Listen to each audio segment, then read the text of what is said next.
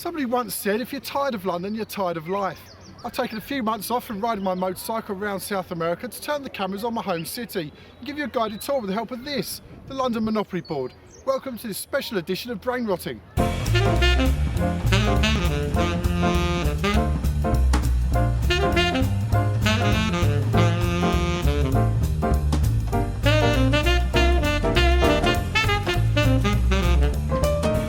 First stop on the Monopoly Board is south of the River Thames. It's the Old Kent Road.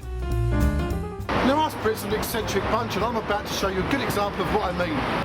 As legend goes, when local artist Russell Gray was refused planning permission to build on this plot of scrub land beside me, he resubmitted his plans to the local council, but this time asking to install a tank here instead. The council believed this to be a septic tank granted planning permission, so Mr Gray promptly planted this Russian T-34 tank on the land and put in the gun turret at the local planning offices. I wonder if this is the reason why no one travels south of the river.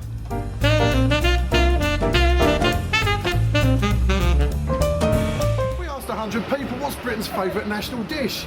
You said fish and chips. Our survey said curry. Just off the Whitechapel Road is Brick Lane, the curry capital of the UK and a great example of London's multicultural history. French Protestants were the first wave of immigrants here, followed by the Irish and then the Jews. Now it's the Bangladeshi community that serve us Brits a fix of spice for the Indian subcontinent.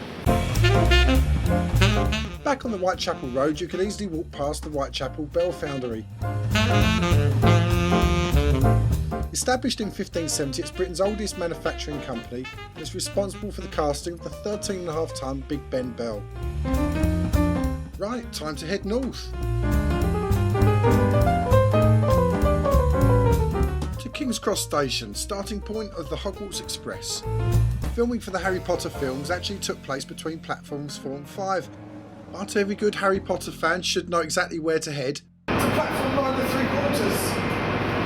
And unbelievably, just outside the station and in desperate need of a facelift is a lighthouse. From street level there's nothing much to see, but look up and it's a different story. Known locally as the Lighthouse Building, the popular theory is that the structure was built as an advertisement for Netton's Oyster Bar.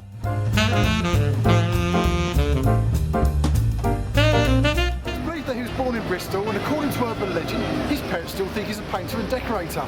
In 2007 he was awarded the title Art's Greatest Living Briton.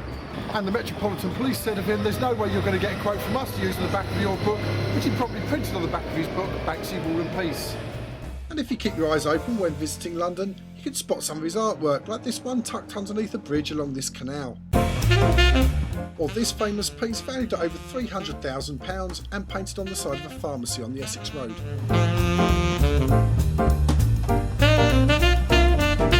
When you reach the Euston Road, remember to take a look around the British Library, where amongst some of Britain's most important historical documents you can read Beatles lyrics, scribbled down the back of exercise books at the permanent Beatles exhibit here.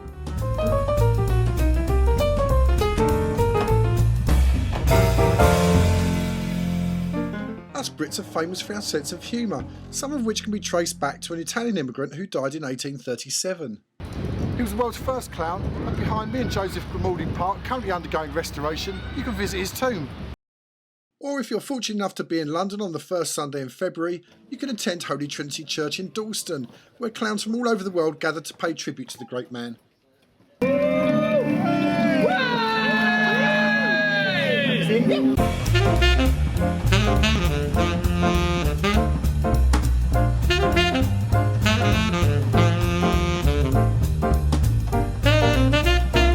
Just down the river from the Globe Theatre and the Tate Modern,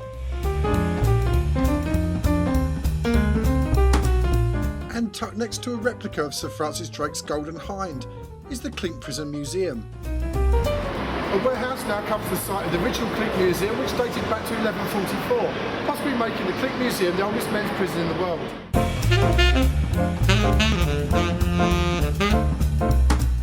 Pall Mall joins on to St James's Street, and it was here in 1864 that London's first traffic island was installed. It was put here at the personal expense of Colonel Pierpoint, who was afraid of being run over on his way to his Pall Mall Club Whites. And when it was finished, he dashed across the road to admire his invention, and was promptly knocked down by a cab.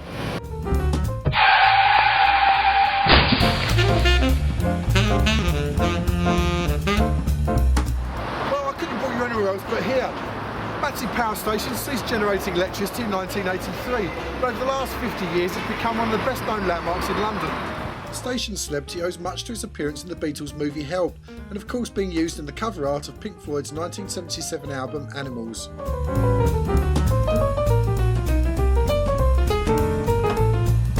Whitechapel runs from Trafalgar Square to Parliament Square.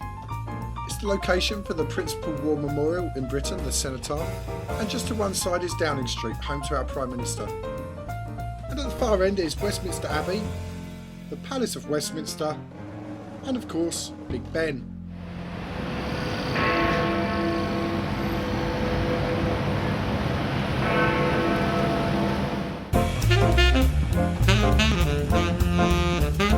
Just a short walk from Northumberland Avenue on Craven Street is Benjamin Franklin House. For nearly 16 years, this founding father of the United States lived behind its doors. And if you fancy a tipple, here's one of my favourites. Samuel Pepys lived above it, as did Rudyard Kipling, and my mate Adam used it as the location to break up with all his ex-girlfriends. Unbelievably, Adam's now married, but if you trot down to Village Street, you can enjoy a glass of quality wine at Gordon's, London's oldest wine bar.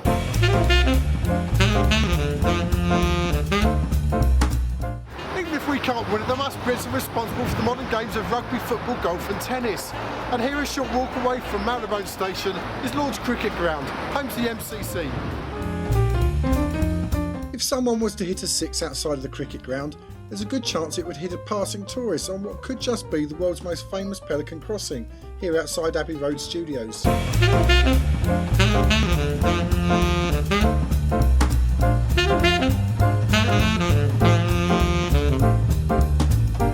Royal Opera House is situated on Bow Street, but if you want a night out on the town to remember, take a sidestep onto Drury Lane, where you can find the heart and soul of London's Brazilian community on the dance floor of Guanabara.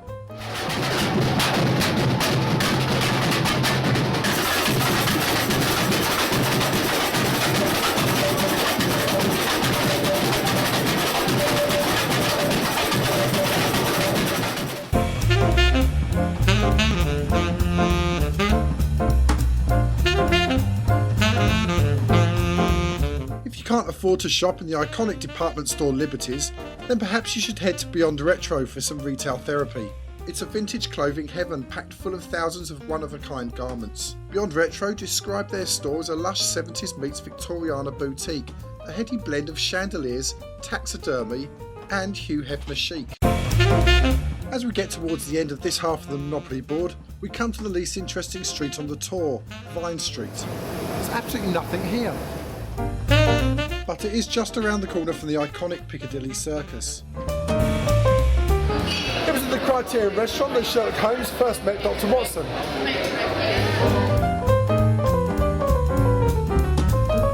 But hopefully by now you've learnt to look upwards, and if you did, you'd spot the Daughters of Helios, or the Three Graces diving from the rooftop above you. Free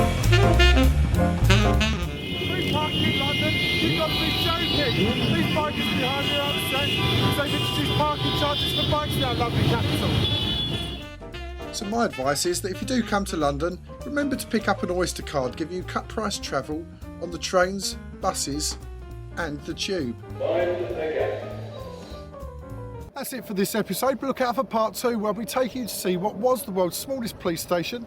I'll be stopping by to say hello to Bridget Jones as well as having a chat with Franklin Roosevelt and Winston Churchill. See you next time.